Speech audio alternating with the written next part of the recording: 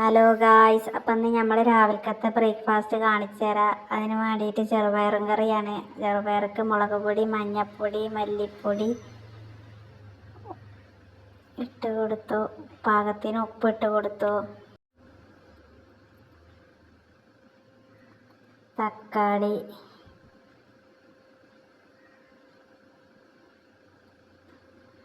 പച്ചമുളക്,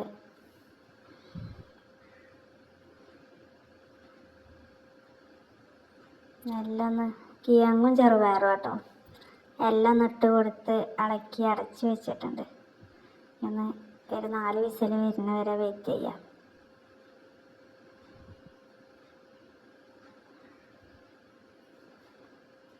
നാല് വിസിൽ കഴിഞ്ഞപ്പോൾ നല്ലോണം വെന്തിട്ടുണ്ട്. ചെറുപയറും കിഴങ്ങും നന്നായിട്ടായിട്ടുണ്ട്.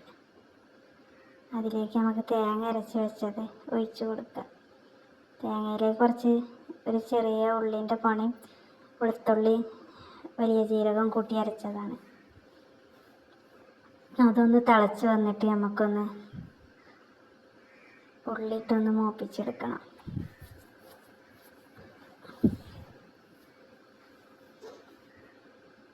നല്ലോണം തിളച്ച് വന്നിട്ടുണ്ട്.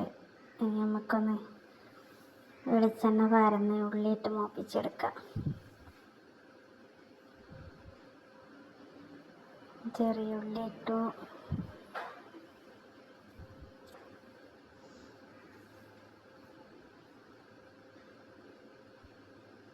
ചെറിയ ഉള്ളി ഒന്ന് ഗോൾഡൻ കളറായി വന്ന ശേഷം നമുക്ക് കറിവേപ്പില ഇട്ട് കൊടുത്ത് ആ കറിയിലേക്കൊന്ന് ഒഴിച്ച് കൊടുത്തിട്ടുണ്ട്.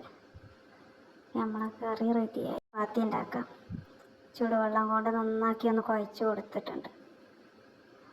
നല്ല ചൂടുള്ള വെള്ളമാണ്. നല്ല സോഫ്റ്റ് കിട്ടും ചപ്പാത്തിക്ക്. നല്ല ചൂടുള്ള വെള്ളം പോട്ട് കുഴച്ചാൽ. ചപ്പാത്തിയൊക്കെ എല്ലാവർക്കും ഉണ്ടാക്കാനറിയാം.